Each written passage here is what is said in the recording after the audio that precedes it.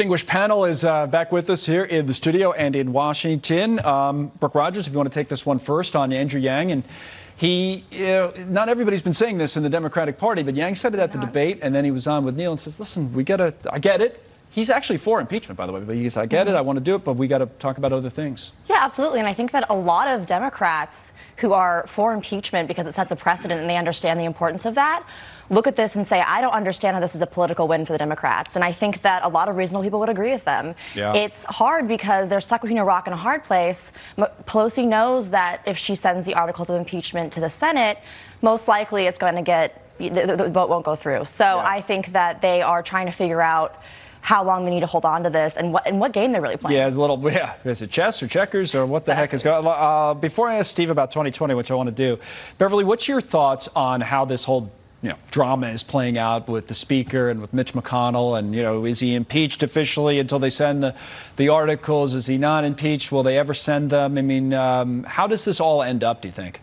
I don't think this ends well for Democrats, whatever the political maneuvering is. I think this has been an extremely poor year for Nancy Pelosi, who never wanted impeachment to take place. She couldn't handle the squad earlier on different issues. She didn't want impeachment to move forward, but yet she felt like she had no choice. And now she's in this situation where she realizes polling hasn't changed, that even going through this in the House, nothing much has happened. And so she's holding back, but I'm not sure what her play is. If anything, I think this worsens the footing that Democrats had on impeachment as a whole. So I don't understand the game plan on this. The needle hasn't moved at all. I mean, if anything, it's gotten less popular, Steve, but it really hasn't moved. I mean, it was maybe more popular than people thought when the story broke and less popular now after we had all the hearings, which is... in the battleground states a couple of weeks ago, yes. 17 battleground states, 55% of the voters are against impeachment. Florida, it's been as high as 60%. Yes. So in the areas where you're really going to have to fight this election, this has been a big loser. Because what the Democrats did was take something rarely used in American history, only in really egregious emergency circumstances,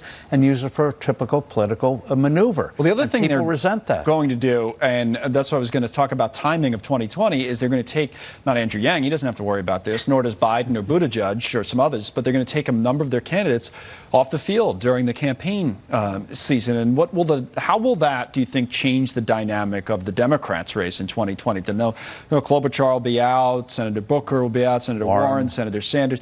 They'll be at the trial. Yeah, they got to be, and they can't skip the trial. No, I wouldn't think. And so, it ends up hurting them. That's why I think behind the scenes, Schumer allegedly was not pleased with Pelosi going ahead with this thing, because it's put them in a position where Trump is going to look good, and they're going to look like squabbling guys who can't get their act together. and the idea that you've impeached the guy, but now you're going to determine whether you send it to the Senate. The Senate can just grab it and say, you've already impeached him. We're going ahead. See you in court. Can they? I guess. Sure they can. I've heard so many things the last few days. It's like, he's not really impeached until it's sent over. The Senate can take it over. The House can hold it. What the Senate should do is just take it and say, you have a problem. See you in court. See you in court. Well, that's how everything seems to end up these days. Let me play this Bernie Marcus clip for a moment, and we can talk about that as well, because it's kind of interesting. It plays into 2020. Of course, Bernie Marcus, the co-founder of Home Depot, and he goes after Elizabeth Warren over her attacks on, wealthy people like him. Here he was appearing with Neil on Your World. Listen. Look at her. How much money is she worth today? And what the hell did she do to get that money? Did she work the way I worked? I doubt it very much. Wow, didn't work the way I worked. Brooke, you could take this one first if you'd like. I think he is pointing out some maybe hypocrisy, double standards that Elizabeth Warren does have, that she's criticizing wealthy people, and she is a wealthy person. But ultimately, this is not going to sway any of her voters. Her voters aren't going to look at this and say, well, if Bernie Marcus doesn't like her, then I don't like her either. To a lot of her base, the 2020 election is about class, and it's going to come down to class, and they do see billionaires as evil, so they agree with her. No, you're right about her base of voters. What I do think is interesting the last few weeks, and Steve brought it up earlier in the show, is that she has started to fade. I don't know if it's that. I'm not saying anything to do with comments from people like Bernie Marcus, but she has started to fade, Elizabeth Warren, it seems. Yes, because people are starting to realize the implications of what she's saying. Yeah. And when she denigrates people like Bernie Marcus, who's created a company that employs, 400,000 people, what she is overlooking, and what the Republicans will hammer her on, is very simple. Wealth creation comes from people like Bernie Marcus. That's how Right. you get the resources to build the roads. That's how you get the resources to build the schools.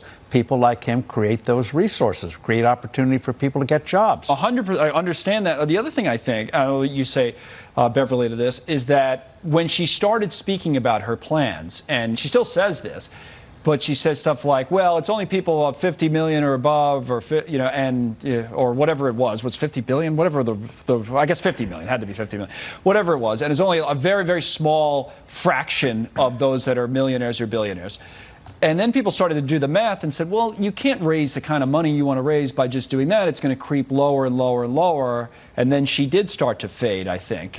What is your observation of her kind of candidacy been, Beverly? Well, I keep waiting for Andrew Yang to tell her that her math isn't adding up because her numbers don't add up at all. And I would even say for the Democratic base, there's a reason why Pete Buttigieg is calling her out. In the last debate, he did say, don't issue purity tests that you yourself can't pass, pointing out the hypocrisy that she has made millions. So I think her big political error is, first of all, not being clear on plans of health care, not being clear on billionaires and how much they're going to be taxed because of this reason. It's one thing to point out cronyism, which is something that she's talked out in the past, and I think we should call out cronyism, but she's demonizing wealth creation as a whole. Right. And that gets to the heart of the American dream. Do you think it's a good thing or do you think it's a bad thing? So I think she has changed her focus on just corruption to wealth in general, and I think even Democrats are realizing that it's not a political narrative that wins. All right, guys, we're going to move on from that. Thank you to all.